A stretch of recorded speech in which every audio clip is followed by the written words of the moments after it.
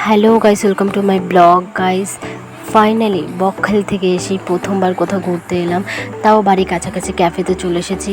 আমি এতদিন ক্যাফের বাইরে থেকে যখন যাতায়াত করছিলাম তখন দেখেছি ক্যাফেটা খুব সুন্দর করে সাজিয়েছিল, কিন্তু ভিতরে এখনও আসা হয়নি। তো ভিতরে আজকে এসে আমি তো সারপ্রাইজ হয়ে গেছি, এত সুন্দর করে সাজানো, তাও উপরে কাঠের বাঁশের ডিজাইন দিয়ে বাঁশগুলো দিয়ে এত সুন্দর করে সাজিয়েছে, অমায়িক সাজিয়েছে। আমি সত্যি ভাবতে পারিনি এত সুন্দর করে সাজিয়েছে। তো কোন দিকে বসবো তা ডিসাইড করে না পেয়ে লাস্টের দিক দিয়ে একটা টেবিল দেখে আমরা বসে পড়েছি। তো আমি তো টেবিলে উঠে বারে বারে এদিকে তাকাচ্ছিলাম তো ওদিকে তাকাচ্ছিলাম।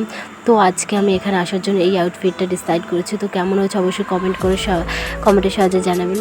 আমরা এখানে আসার আগে কাউন্টার থেকে আমাদের যে খাবারের লিস্টটা সেটা আমরা অর্ডার দিয়ে দিয়েছি। তো খাবার আসতে সত্যি অনেকটা লেট হচ্ছিলো, অনেক সময় ধরে বসেছিলাম এবং বোর হচ্ছিলাম, যার কোনো আমি আর আমার দিদি হাতে হাত ধরে একটু এদিকে তাকাচ্ছিলাম ওদিকে তাকাচ্ছিলাম, একটু গল্প করছিলাম, একটু ভিডিও করছিলাম মেন কথা।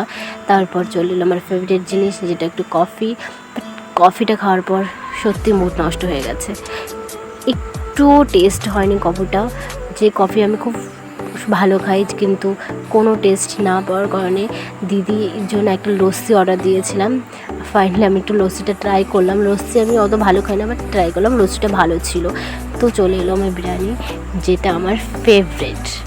আর বিরিয়ানি দেখে আমি কোনো দিকে না তাকিয়ে আগে খাওয়া শুরু করে দিয়েছি। দিদি আমাকে বলছে কি রে, আস্তে খা। দেখে তো লোভ সামলাতেই পারছিলি না।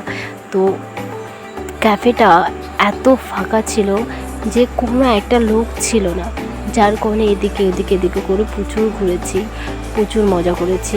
আমি তো একবার এদিকে যাচ্ছি তো ওদিকে যাচ্ছি, লাইটিংগুলো হাত দিয়ে ধরে ধরে দেখছি কী দিয়ে লাইটিংগুলো করছে। নিচের দিকে তাকিয়ে লোকজন দেখছিলাম যে নিচে লোকজন কী করছে। তো অনেক সময় বসেছিলাম। তো এবার বাড়ি যাওয়ার সময় হয়ে গেছে, তো বাড়ির দিকে আবার রওনা দিলাম গাইস। তো ভিডিওটি কেমন হচ্ছে অবশ্যই কমেন্ট করে জানাবেন এবং লাইক, কমেন্ট, শেয়ার, সাবস্ক্রাইব করে দেবেন। পরের ভিডিওতে আবার দেখা হচ্ছে।